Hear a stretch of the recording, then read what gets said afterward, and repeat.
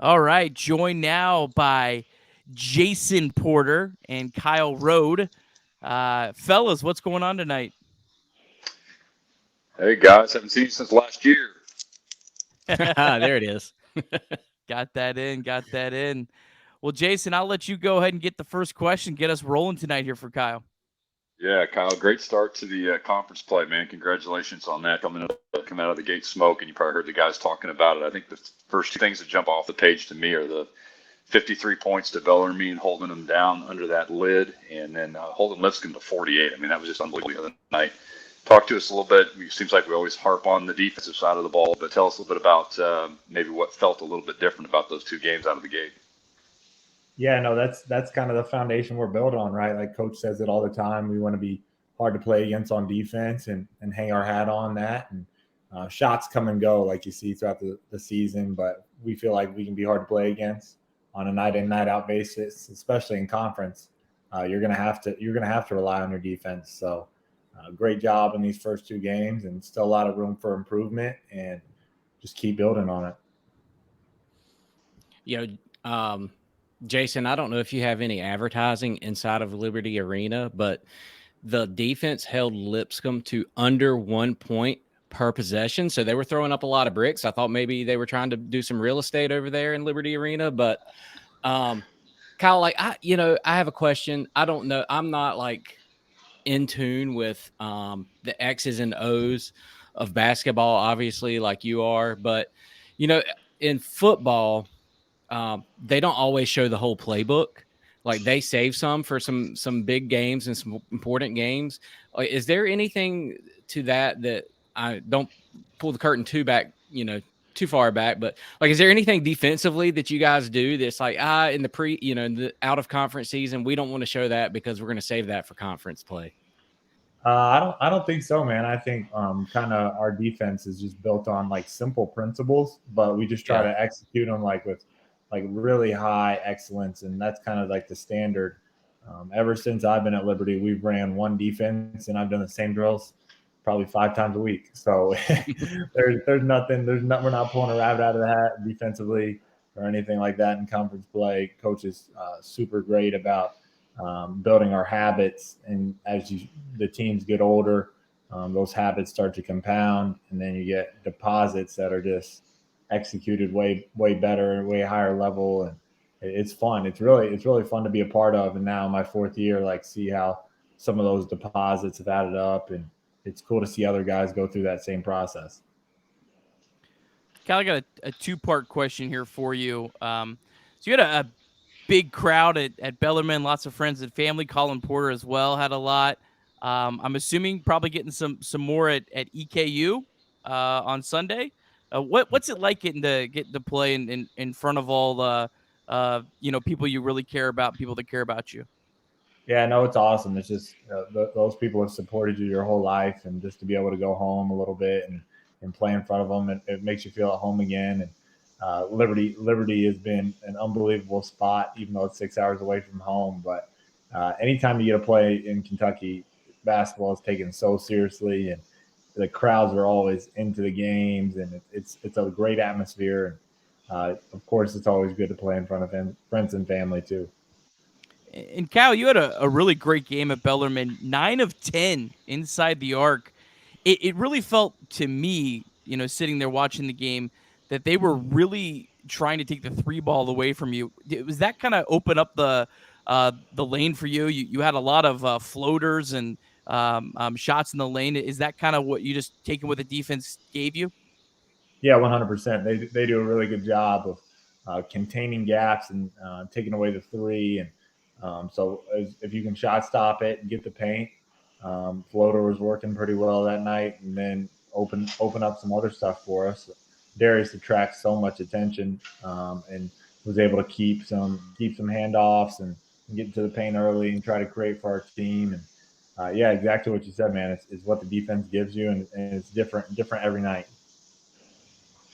Kyle, take us a little bit behind the scenes. I'm going to play off of what Will said just for a second because you look down the bench. I know not everybody has the opportunity to be at the games like I do, being a local guy here, which is just a privilege. But you look down the bench and there's 425 of you guys on the bench. I mean, it's crazy. There's less guys in uniform than there are in jackets and team gear. But anyway, from a coaching perspective, tell us a little bit about, what each of the coaches' roles are, especially as far as the scouting reports go, because obviously each of the coaches kind of have some different expertise and things like that. What are their roles and how do they prep you guys and do such a great job on the scout?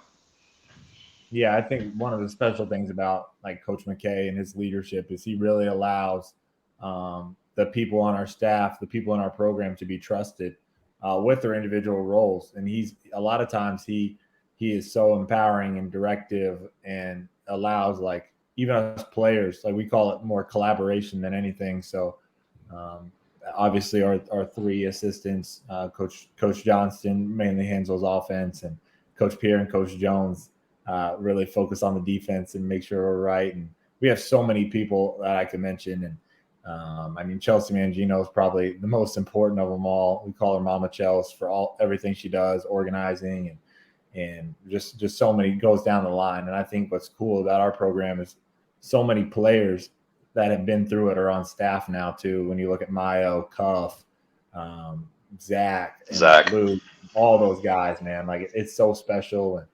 And to Coach Hornet and Shrine, making sure our bodies are right mentally, physically. Like we have the best staff in the country, in my opinion. And it all starts with Coach McKay and how he's able to kind of collaborate us all together and really trust us. So that's a short answer to what could be an hour conversation. You gonna be on the staff next year? I like playing for right now. Put you on the spot. Hey, Kirby was talking a little bit about your game the other night and just the amount of points that you scored and, the way you're getting inside. Two-part question here. Are we ever going to see Kyle Rode throw down an absolute nasty dunk? Or, is it just going to be layups forever? And, what did you think about the rainbow shot from Darius and the one-handed just – I don't even know what that was, but like what was the culture on the bench at that moment? No, so the part one, you're definitely going to see more layups and dunks for sure. Part two, Darius, I mean, I think there was 4 seconds on the shot clock or something, and the ball was inbounded to me. Play kind of broke down, and I was like, I saw Darius on the wing. Like, well, he's probably got a better chance than I do at making this one. So I passed him the ball, and he kind of put him in a tough spot, and he did what he does on a nightly basis, and probably should have been the number one play on SportsCenter. I didn't even see if it was or not, but unbelievable, and he's so humble about it too, which is even cooler. So. Hey, Nick, something about that shot I was going to tell you. Since you were there, you didn't see the TV version like Will and probably the rest of us did, but that shot, the ball literally went out of the frame and came back down. The arc on that was so high. It was nuts. It literally came out of the broadcast frame. Amazing. I heard a few bad words from the Bellarmine fans behind me after that. After that one, that was insane. I mean, everyone on press row was just like looking at each other, like what just happened? Like crazy. I couldn't believe he got the shot off. Like that was the most crazy thing. Talk to us a little bit about Jacksonville State. You guys got a game in 22 hours. Jacksonville State, the team that won the ASUN regular season, off to a tough start. They are 0-2, but obviously a very dangerous team. Tell us what you're expecting tomorrow night. Yeah, 100%. They're a super tough team. Have a ton of talent. Coached really well. Like you said, won the league last year. So we've done a great job in our prep since the Lipscomb game, and just really taking it one game at a time, and super locked in and focused, and ready for a good challenge tomorrow night. Jason, you got any other questions? No, I was kind of curious about that too, Kyle. What do you guys, just a little bit deeper on that? What are you seeing on scout? What kind of strengths jump off the page to you initially with those guys tomorrow night? Yeah, 100%. I think they return. They have a good mix. They have a good mixture of returners. They have a good mixture of a couple guys they brought in, and just athletic, tough, really keep you on your toes and thinking the whole game. And I mean, they won the league last year, obviously, so they have a pretty good culture, and So you're going to be in for a tough one, especially really no matter who you play for the next 16 games. And it's crazy. We're only not even halfway done with the season yet, but super excited for them tomorrow night. And yeah, should be a good one. Well, you got any other ones? No, Kyle, I just appreciate you coming on every week, and Sure, looking forward to just kind of just it's so much fun to watch you guys play defense, and then what you guys are doing offensively, not just Darius, but all of you guys, and just how you guys play. And so just really looking forward to the rest of the season, conference season with you guys. Yes, sir. Right, Appreciate you guys having me, man. I got two more because we still got 2 minutes of our allotted My time bad, with Kirby. Kyle. I got two Let's more. do it. Let's All right. do it. All right, so first one, curious about this, and bear with me here. So 5 straight games you guys have had a steal percentage of over 10%. So 10% of your possessions you've had a steal on defense. Last year, you guys only did that in 2 out of your 18 ASUN games. Is that something that's been maybe a bigger point of emphasis on defense is deflections? And I know Darius is really has a high steal rate right now. Funny answer is no, but at the same time, like we got guys that have such good active hands, and it's almost natural for them. Like you mentioned, Darius and JV, Zay. We got a bunch of guys that just doing their role, having good ball pressure, just trying to be physical as well, and that can lead to some indecision, some tip passes. And, it's really more of a team thing actually. Like the funny thing about steals, more of our system is guys being in where they're supposed to be and have an active hand. So it's a bonus when you get steals. Yeah, definitely something that's really stood out the last couple of games. And then lastly, I got to shout you out on this. You probably have no idea about this, but you just jumped into the top 100 in the country in assist rate. Is that something that you really pride yourself on? Is helping your teammates out and dishing out assists?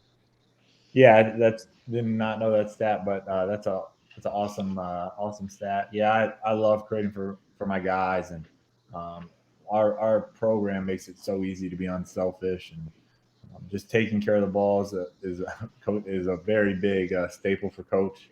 So anytime you have more assists and turnovers, that's always a plus. And just trying to do it at a high level and really own my role that's a big part of it. So thanks for the stat. I really appreciate it. Yeah, absolutely. And we know you could really light up the scorebook if you really wanted to, but you're such a unselfish teammate, and that's what we love about you so much. Thanks a lot, Kyle, for joining us, taking some time out. Good luck tomorrow night and the rest of the season. Appreciate it, man. Thanks you guys for having me. Appreciate it. Absolutely. All right. Well, Jason, we all love taxes, but what should buyers take into regarding taxes as we get closer into tax season? Yeah, you said the T word, Nick. Everybody we lost our audience. We all love yeah. taxes. What? What kind of intro is that, Nick? It's about that time, right? I'll take full blame for that T up there. But yeah, taxes is really one of the important things when it comes to on the buying side, because your mortgage is based on 4 specific things. It's based on principal, interest, taxes, and insurance.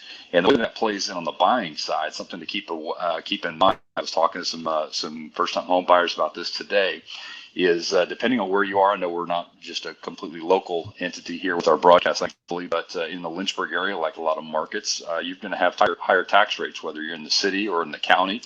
Around here in Lynchburg City, the taxes are much higher than they are, I'd say, out in Campbell County, Bedford County, Amherst, etc. So that taxes, that T part of your overall payment does make a difference into affordability. So it's something that you want to talk about as you're in that real estate search, and something to keep an eye on as you're beginning that process. So that would be one part of the tax strategy. Then the other part of it, of course, on the investor side of things, if you are in investment real estate, you do want to make sure that you're hooked up with a great tax accountant who understands real estate, because just like medicine, not all doctors doctors specialize, as do accountants as well. So make sure the taxes piece of your real estate transactions is something that you talk about, and I've got a great team that can help with that, obviously.